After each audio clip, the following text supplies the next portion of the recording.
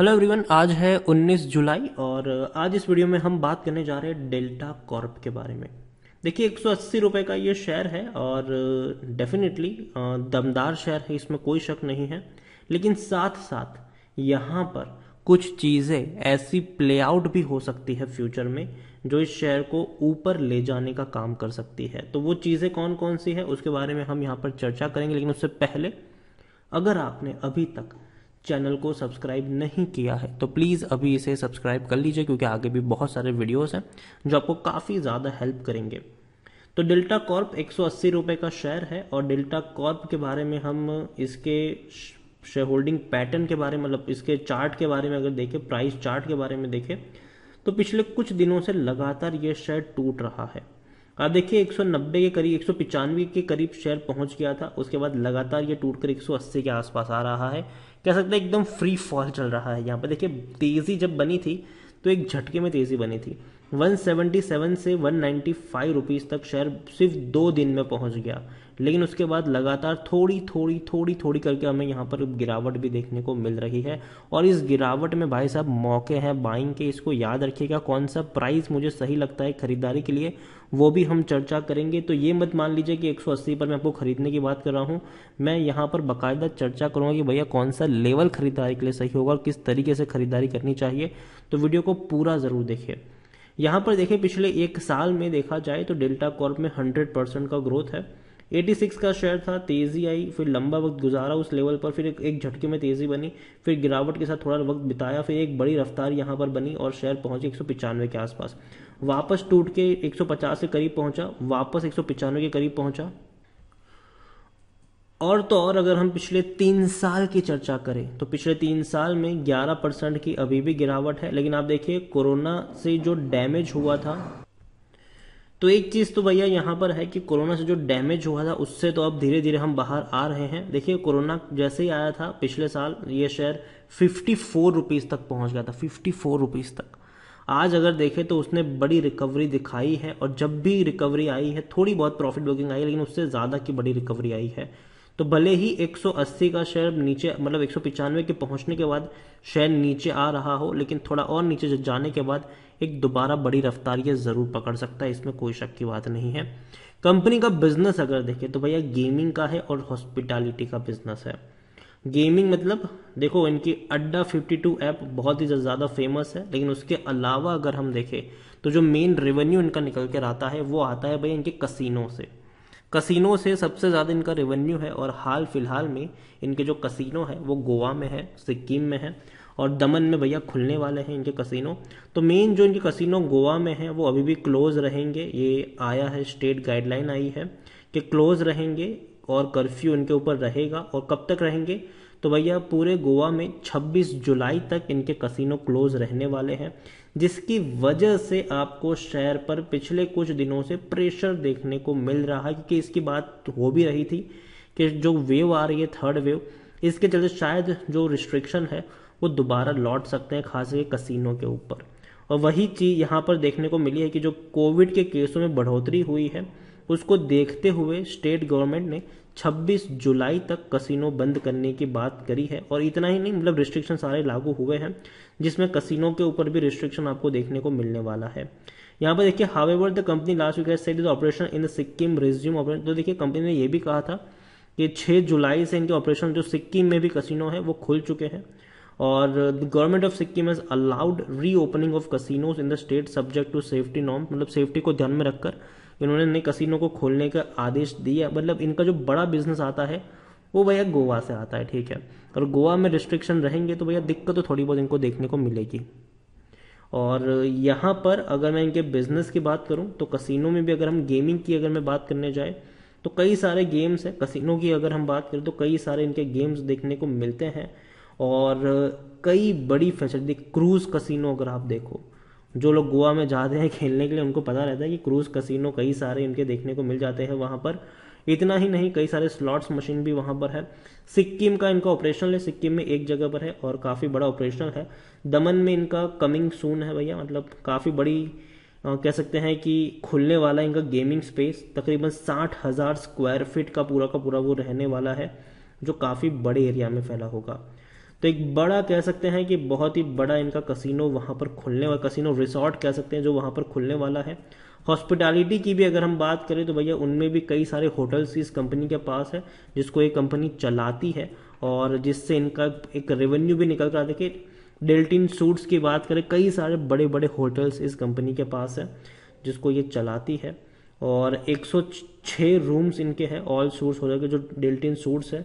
Gym से लेकर spa सब कुछ वहाँ पर अवेलेबल है।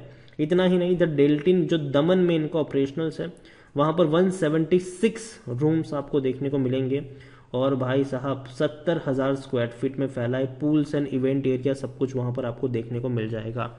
तो कह सकते हैं कि कंपनी ने खर्चा बहुत ज़्यादा किया है, इसमें कोई शक नहीं है।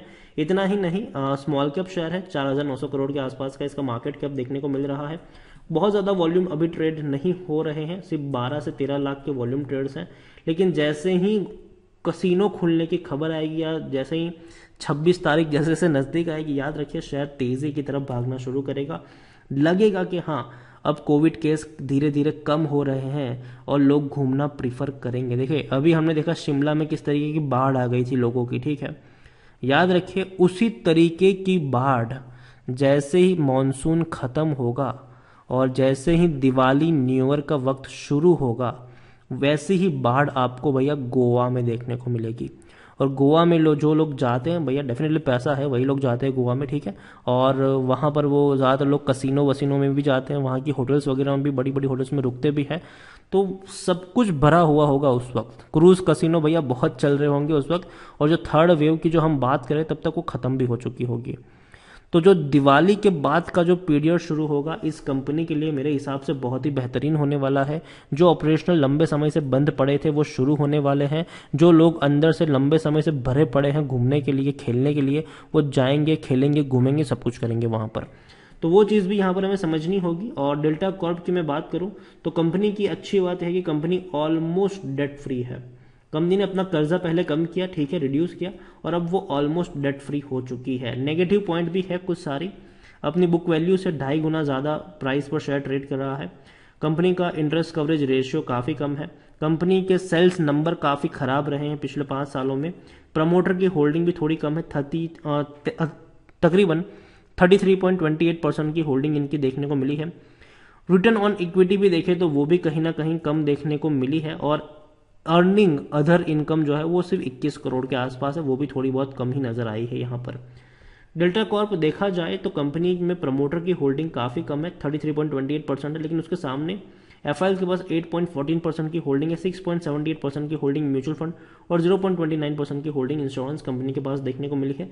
एचडीएफसी स्मॉल कैप फंड के पास 6.52% की होल्डिंग है और इंडिविजुअल इन्वेस्टर होल्डिंग जो है वो 34.52% के आसपास देखने को मिली है। डिविडेंड पेइंग शेयर है ये, देखिए डिविडेंड पे कर रहा है, 1 रुपये पर शेयर का डिविडेंड पे कर रहा है। वो भी इसी साल जुलाई महीने में ये डिविडेंड पे करेगा। मतलब जिन लोगों ने यहाँ पर 29 जुलाई से पहले जिनकी बाइंग होगी उन सबको डिविडेंड मिलेगा और 29 जुलाई के बाद एक महीने के अंदर आपको ये डिविडेंड मिल जाएगा। टेक्निकल रेटिंग अभी न्यूट्रल है क्योंकि भैया कसिनो अभी गोवा में बंद पड़े हैं। लेकिन पॉसिबिलिटीज़ ये भी है कि धीरे धीरे खुलेंगे अगर थर्ड वेव उतनी बड़ी नहीं आई तो। लेकिन अगर बड़ी थर्ड वेव आती है तो कहीं ना कहीं कसिनो के खुलने के लिए और लंबा इंतज़ार भी करना पड़ सकता है। लेकिन नीचे के लेवल पर खरीदारी के मौके हैं। 100% लोग according to Moneycontrol user खरीदने की सलाह दे रहे हैं कि भैया बढ़िया मौका मिलने वाला है, खरीदारी करके चल सकते हो। रेवेन्यू में बहुत गिरावट आई है। 2021 में सिर्फ 418 करोड़ का ही इनका रेवेन्यू आया है, जो कि काफ़ी कम है क्योंकि इससे पहले कंपनी के 800 करोड़ तक के रेवेन्यू देखने को मिलते थे। और प्रॉफिट्स तो भैया हुए ही नहीं है, 26 करोड़ का नुकसान हुआ है सालाना। इससे पहले कंपनी 200 करोड़ 185 करोड़ का प्रॉफिट करती थी। तो नुकसान हुआ ज़रूर है, लेकिन उम्मीद करते हैं कि 2022 का साल इनके लिए थोड़ा सा बेहतर होगा और दोबारा आपको अच्छे प्रॉफिट्स देखने को मिलेंगे। लेकिन एक और चीज़ अगर मैं दिखाऊं तो पिछले साल इनकी प्रमोटर की तकरीबन 11% की होल्डिंग गिरवी थी, आज 7.5% की होल्डिंग गिरवी है। मतलब प्रमोटर ने गिरवी रखे हुए शेयर्स को छुड़ाया है, जो कि एक अच्छी बात मैं मान के चल रहा हूँ। और देखिए मैं अगेन कहता हूँ ये शेयर में अभी नहीं कहूँ, ये कह रहा हूँ कि आप स्ट्रेट अब 180 पर जाके खरीदारी कर लें। लेकिन अगर 175 170 के बीच में आपको मिलता है ये शेयर तो डेफिनेटली आप थोड़ी क्वांटिटी खरीद सकते हैं, टुकड़ों में खरीदारी करने की शुरुआत कर सकते हैं, और 170 के नीचे जाए तो थोड़ी और क्वांटिटी धीरे धीरे आप ऐड करके चल सकते हैं। क्योंकि अगर आप देखें तो पिछले 1 सालों में शेयर का जो परफॉर्मेंस रहा है, देखिए एक झटके में तेजी आई, फिर थोड़ा बहुत नीचे भी गिरा है, लेकिन जो तेजी दोबारा आई है वो उससे कई ज़्यादा बड़ी आई है। फिर वापस टूटा है, फिर उससे कई ज़्यादा बड़ी तेजी आई है, फिर टूटा है, फिर उससे कई ज़्यादा बड़ी तेजी आई है। तो याद रखिए नीचे के लेवल पर मौके बनेंगे, और मेरे हिसाब से जो तेज़ी का माहौल बनेगा वो शायद दिवाली आते आते शेयर एक अलग ही लेवल पर आपको ट्रेड करता हुआ नजर आ सकता है। यहाँ पर डेल्टा कॉर्प टुकड़ों में खरीदारी करने की शुरुआत 175 के नीचे अगर शेयर जाता है तो वहां से आप कर सकते हैं। और अगेन मैं कहूँगा टुकड़ों में खरीदारी करिएगा, ताकि गिरावट अगर थोड़ी और गहराए तो आप थोड़ी और क्वांटिटी नीचे के लेवल पर ऐड करके चल सकते हैं। क्योंकि देखिए थर्ड वेव अभी कहना मुश्किल है कि कितनी बड़ी होगी या कितनी छोटी होगी, लेकिन थर्ड वेव का थोड़ा सा भी इम्पैक्ट अगर इसके ऊपर पड़ता है गिरावट के लिए तो नीचे के लेवल पर आप खरीदारी कर सके, इसलिए टुकड़ों में खरीदारी करने की सलाह मैं आपको दे रहा हूँ। यहाँ पर वीडियो को यहीं पे एंड करूंगा। पसंद आया हो तो लाइक करें, शेयर करें। चैनल पर अगर आप पहली बार आए तो प्लीज़ सब्सक्राइब करें, और डेल्टा कॉर्प के बारे में आप क्या सोचते हैं वो भी आप मुझे कमेंट में लिखकर बता सकते हैं। Thank you.